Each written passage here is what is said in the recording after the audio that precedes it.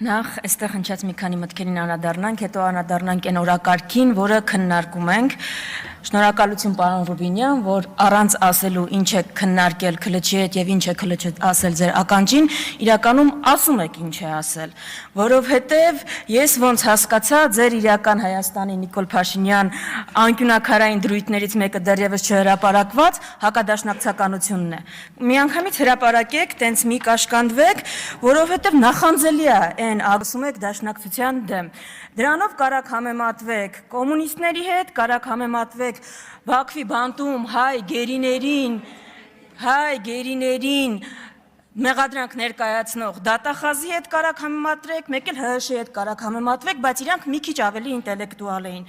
Տեղ մրցակցությունը շատ է ձեր, բայց ես խորհուրդ եմ տալիս, հատկապես Արտուր Հովհաննիսյանին շատ եմ խնդրում հնարավորինս հակադաշնակցական ելույթներ ունենա։ Ես դաշնակցության իմիջի բարձրացման, դաշնակցության շուրջ մոբիլիզացիայի ապահովման ավելի լավ տարբերակ չգիտեմ։ Ինձ էր գլխավոր բանակցողներն են Թուրքիայի ու Ադրբեջանի հետ ամեն բանակցություններից հետո գալիս հակադաշնակցական ելույթներ ունենում։ Դա ընդհանրապես խոսումը ավելի բարձր, քան ցանկացած խոսքերը։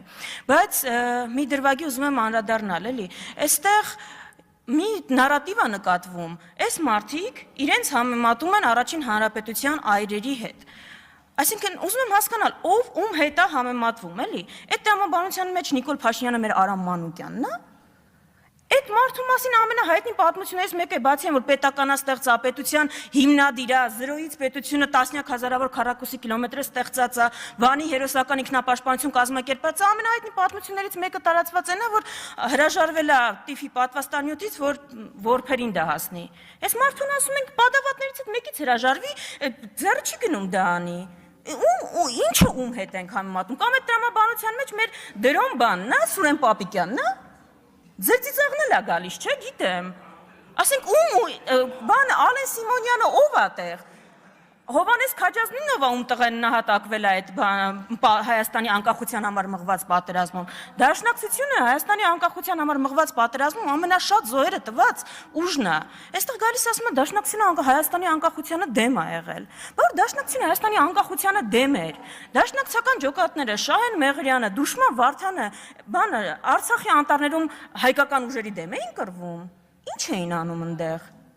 Այսինքն անկախության դեմ ու կողմ լինելը անկախության համար կռվելով չի արտահայտվում, այո, դաշնակցությունը այն ուժը երբեք չի եղել, որ գնացել է Ստեփանակերտի հրապարակում ու ասել է Արցախը Հայաստանն է ու վերջ։ Դա մենք չենք արել, որովհետև քաղաքականությունից մի քիչ ավելի շատ բան ենք հասկացել։ Եվ որ ավելի լավ պատկերացնեք, ինչ ուժի հետ մենք գործ ունենք, Ալեն Սիմոնյանը այս ամբիոնից տեսեք ինչ է նկարագրում, այն մարդու մասին ում վրա թքել է։ Ասում է որդիներին բանակից ազատած։ Գիտեք ում մասին է խոսում։ Ալեն Սիմոնյանը խոսում է ցեղասպանության հետևանքով Լիբանանում ծնված, հետո Կանադայում բնակություն հաստատած հայի մասին, ով երևի ձեր կոչով իդեպ երևի հենց կարող է նաև ձեր կոչով։ Հայրն է դարձվել է Հայաստան։ Ու այդ մարդուն դուք ասում եք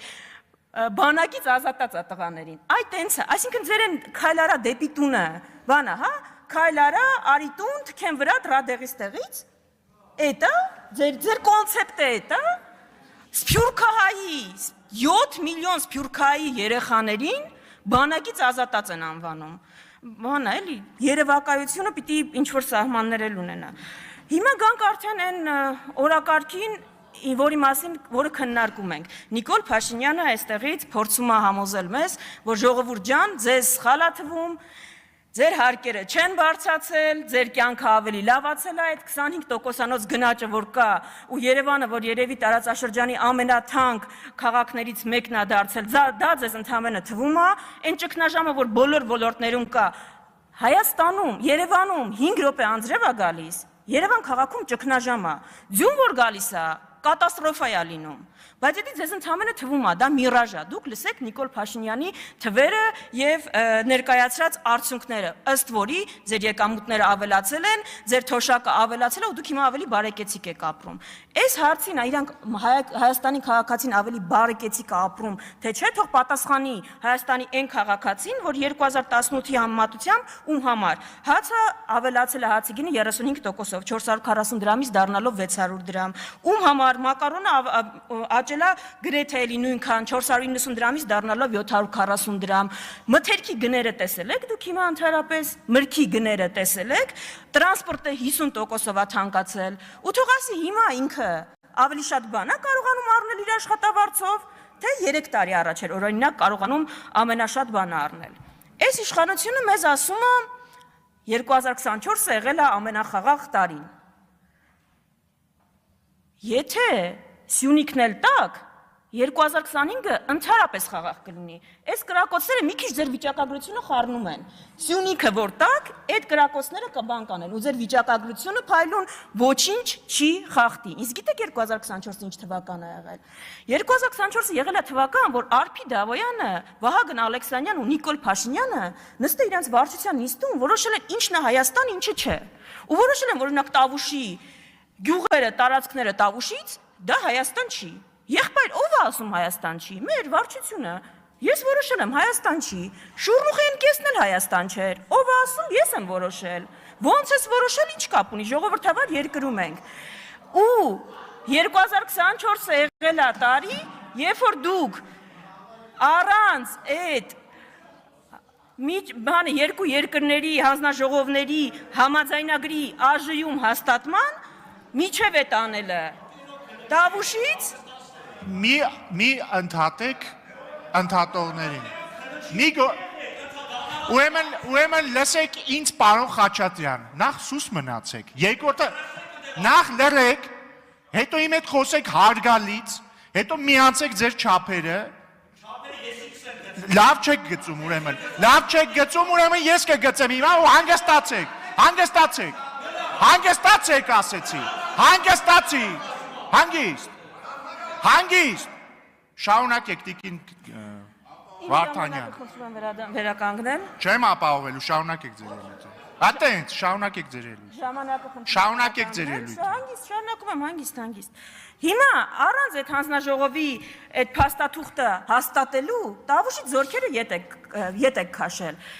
Ասում ենք, միակողմանի զիջումներ եք անում, ասում ով է ասել, այդ փաստաթղթում ինչ գրած է երկկողմանի է, էլի կոնստրուկտիվ առաջարկ ունեմ ձեզ, հաջորդ պայմանավորվածությունը ասեք օրինակ կողմերը պարտավորվում են Իսկանդեր չունենալ, մի բան է, չէ, կողմերն են պայմանավորվում, ով Իսկանդեր ունի Հայաստանը, կողմերը պայմանավորվում են Սևանը չօգտագործել, կողմերն են պայմանավորվում, ախր դա ինչ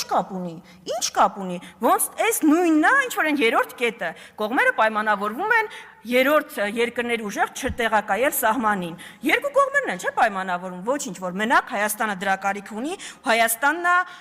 տեղակայել բանը, երրորդ երկրի ուժեր, որտեղ դրա կարիքը ունի։ Հիմա առաջնահերթությունների մասին տրամաբանական կլիներ, որ այս անվտանգային պայմաններում ամենաշատ մեր ուժերը Այն որ խոսում են թալանից ետ բերված, չգիտեմ, արդյունավետ բյուջե բերված գումարների մեծ մասը գնար ռազմական բյուջե, ու մեր պաշտպանունակությունը ավելանար։ Բայց դա այն դեպքում, եթե այս կառավարության առաջնահերթությունը լիներ պաշտպանունակության բարձրացումը, այդ դեպքում, բայց չէ, այս կառավարության համար թիվ 1 խնդիրը բողոքի ցույց իրականացնող քաղաքացին է։ Այդ դրա համար ՆԳՆ բյուջեն աճել է 18%-ով, պաշտպանության բյուջեն ընդամենը 7%-ով, որովհետև քաղաքացին է սպառնում Նիկոլ Փաշինյան, բողոք իրականացնող քաղաքացին, սպառնում Նիկոլ Փաշինյանի իշխանությանը։ Այդ բոլոր քաղաքացիներին ու խմբերին դուք ով ձեր դեմ բողոք արել, կապ չունի ինչ հարցով, տրանսպորտ, խաղողագործներ, գինեգործներ, դուք հրճակել եք ռուսի շպիոններ։ Ձեր համար Մարիա Կարապետյանը, չեմ հիշում, Մարիա Կարապետյանը, Սոնա Ղազարյանը շատ տարբերություն չկա։ Ուրեմն, ըստ այս մարդկանց Ռուսի շպիոն են։ Տիկին Վարդանյան, հարգալից խոսեք, պատգամավորին։ Հարգալից խոսեք։ Դուք էլ տեղից մի արա, դուք էլ լրեք, պարոն Մինասյան։ Պարոն Մինասյան, լրեք։ Դու չի դուքա ու հանգիստ դու չի դուքա։ Այո շատ,